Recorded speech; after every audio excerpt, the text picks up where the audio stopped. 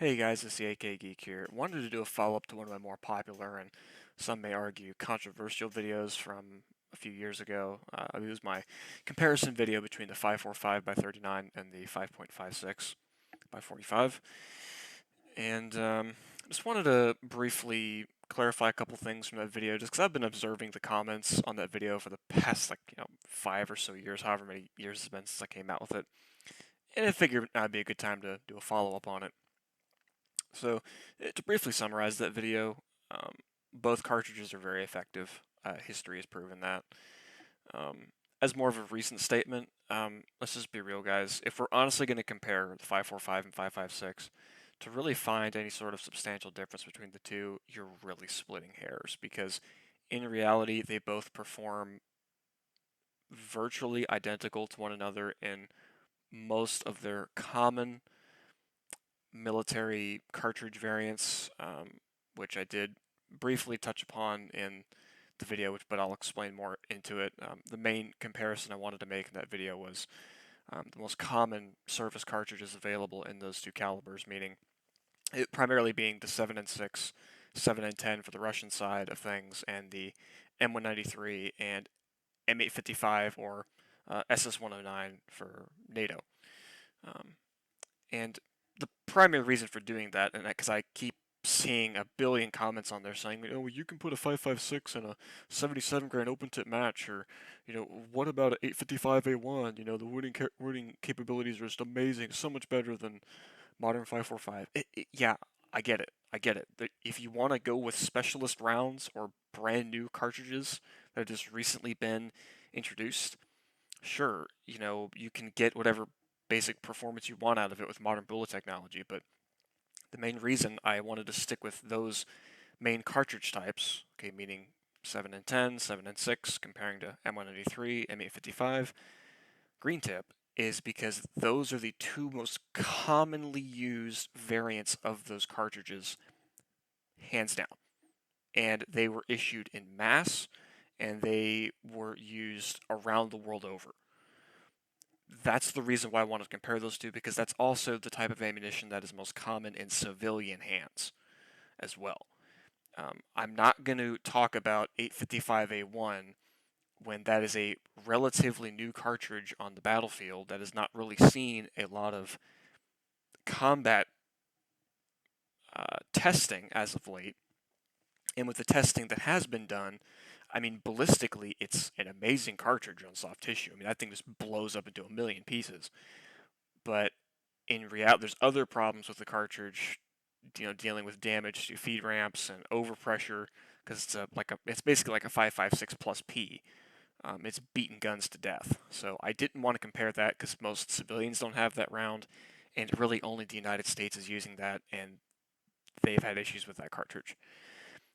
Dealing with the 77 grain OTM open tip match, Mark 262, whatever term you want to use for the magical 77 grain stuff, that round is also really effective on soft tissue, but here's the thing, that's a very specialist round for a very specific purpose. That meaning to be used out of short barrels and what it was really designed to be used out of was SPR precision marksman rifles for long range engagements. That is a very niche role, and that cartridge has never been adopted in mass being issued to every grunt out there. It's not the standard issue 5.56 round of the US military or any other military for that matter, which is why I didn't talk about it. I didn't talk about it for that very reason. I'm not going to compare specialist cartridges to standard ball rounds for the opposing side because that just doesn't make sense. That's not a fair comparison between the two. Okay, so that was the reasoning for that, because that's probably the number one complaint I've seen on that video is, why didn't you talk about this round or that round or whatever? It's because it wouldn't have been an ideal comparison to compare something that's a standard issue versus specialist issue, right? Okay, so let's take care of that issue. Okay, second deal in comparing the two cartridges, and in that video, I did kind of make it seem as if I was really heavily biased towards 545. And in some ways, I very well could have. Probably was. In reality, looking at the two, those two cartridges, meaning, again, 7N6, 7N10, M193, SS109, they perform almost the same. And I can hear a lot of people right now going to their keyboards saying, "Oh, no, no, no, but I heard and I read, and one's the poison bullet and the other one's the meat axe and blah blah blah." And it's okay, just stop, guys. Honestly, if you look at pretty much every single ballistics gel video out there, and I'm talking ballistics here, real videos that are out there, and I'm going to link a bunch of them in the description here. They're virtually the same. Okay, they both travel at very similar velocities, similar bullet weights. Okay, the wounding mechanism is virtually the same, contrary to popular belief, which I'll touch on in a second. They both perform basically the same thing. It's to have a lightweight, high velocity bullet that's nasty on soft tissue. You can carry a lot of rounds, low recoil, and can reach out to, let's say, 500 meters max. They both do the exact same job, and they both do it very well. Okay. Regarding the wounding capabilities of both, let's be real. Both cartridges rely on bullet yaw in the target to impart energy and do damage. Okay, creating a huge temporary shockwave, temporary stretch cavity, which will in turn leave a pretty nasty permanent cavity when the bullets turn it sideways and doing cartwheels inside your body. Now, let's deal with the 5.56 camp first on this, because this level of toxicity and propaganda just gets on my nerves. Whenever you talk about 5.56, there's always going to be that guy from AR15.com saying, "Oh, but 5.56 is designed to fragment. It's so much more lethal than tumbling and stuff." Here's the problem: they treat M193, and M193 specifically is the one thing they always want to talk about. The M193, from the get-go, has relied on yaw, and it's not a varmint expanding cartridge. That's the way they want to treat the M193. They want to treat the M193 as it's like a Hornady VMAX. It is not Hornady VMAX. It's also a myth perpetrated for home defense situations. They say, "Oh, just go buy M193 because 5.56 will just fragment everywhere when it hits drywall, and it's not really going to penetrate that much." Every single test I've seen with M193 shooting through drywall has always resulted in basically one hole, going through multiple layers of drywall and penetrating a decent bit. It does not explode into a bazillion pieces. I'm sorry, it just doesn't. If you look at every single test out there, from typical carbine length barrels, and heck, even some rifle length barrels, the primary thing you're going to see, the primary wounding mechanism, is the bullet bending over sideways and dumping a crap ton of energy. Now, some guys will say, "Oh, well, look at the little fragments in the gel. That must mean it's fragmenting." No, if you look in high speed, what's basically happening as the bullet bends over, it starts squeezing the base of the projectile, and little bits of lead get squeezed out of the bullet, and that's a secondary projectile in the wound cavity. But those little secondary projectiles do not contribute to the wound cavity as much as the bullet turning sideways does. It's a very wide margin. And along with that, I want you to compare that quote-unquote fragmenting effect that you see in M193, and you also see it in 5.45, we'll get to that in a minute. Compare that to an actual varmint cartridge, or like a hunting cartridge for 5.56 or 2.23 that's specifically designed to expand and fragment. It's a night and day difference. A night and day difference. Because again, you pull M193 out of a gel block, what are you typically going to see? The bullet mostly intact, with the base of the bullet squeezed pretty good, missing some lead in the back of the projectile. That's what you're going to see.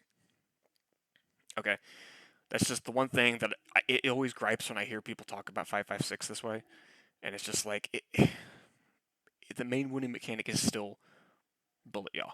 It is. It's not a varmint cartridge. Okay, so don't be buying M193 thinking, yeah, I can shoot it through drywall and it's just going to explode in a bazillion pieces. Don't expect it to do that. If you want a cartridge to do that, buy yourself a varmint cartridge. Don't get M193 for that. Don't. It's still a military cartridge. It's designed to have a decent balance between soft tissue damage and being able to punch through light barriers. Okay. Along with this statement, to further prove my point, 545 does this too. Okay, and I'm going to link in the description, or heck, I may even pin a comment, not sure what I'm going to do yet, of instances where you can clearly see the 545 also leaving fragments in the gel,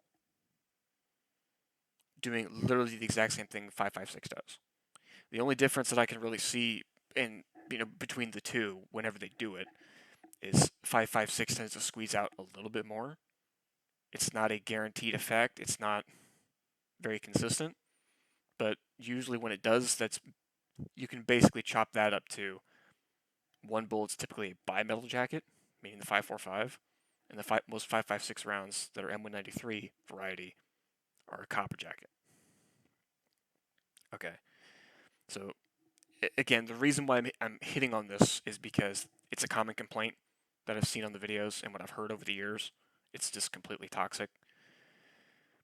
And so, again, and most guys want to use that argument to make the 545 seem like just a pea shooter that doesn't do any damage to anybody.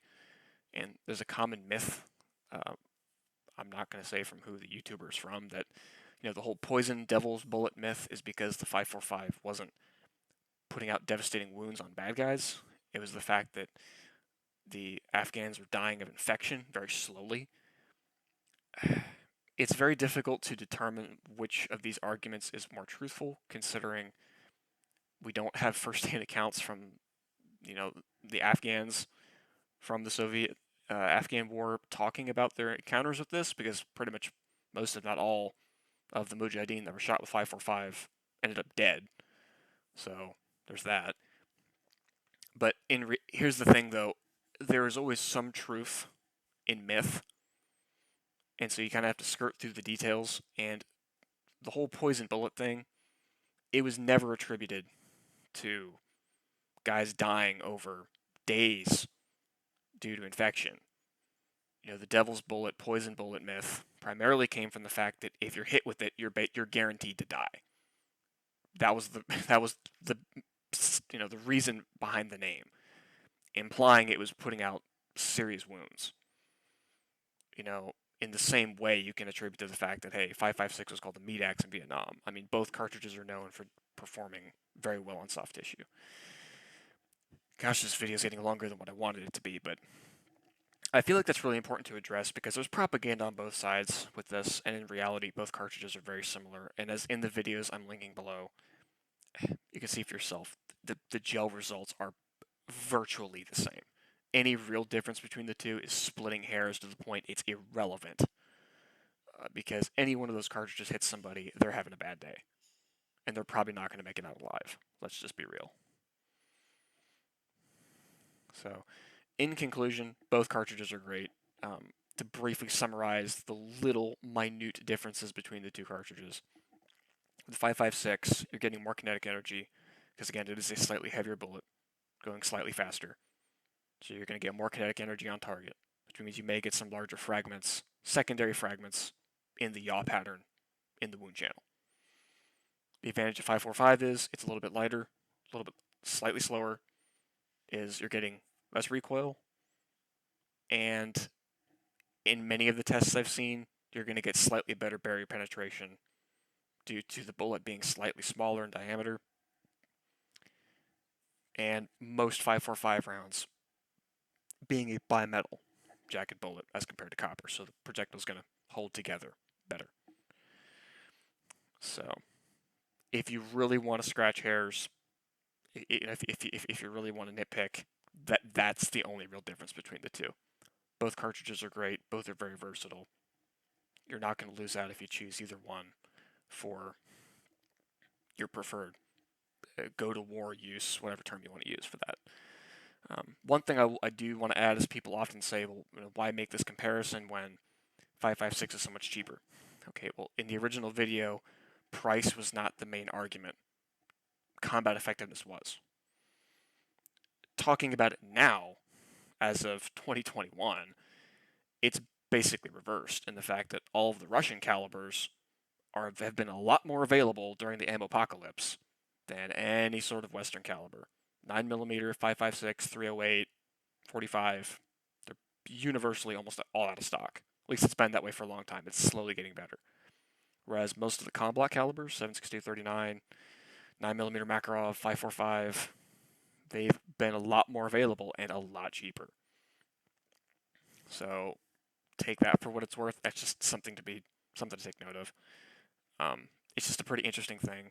Um, and I guess that's one thing you could put in the 5.45's favor is typically you're going to get very similar performance to military cartridges at a cheaper price with 5.45, assuming you have an actual AK-74 variant, because that's really the only gun on the market that fires 5.45 in the US, and those are not the most common rifles anymore. But if you happen to have a 74, you're going to get 5.56 performance at a cheaper price. So that's just another thing to add to the 5.45 list there. So, okay, guys, this video's gone on long enough. I just figured I'd make a follow up on that video because I've seen a lot of comments over the past couple years, and just wanted to clarify a few things. This has been the AK Geek signing out, and I'll see you guys next time.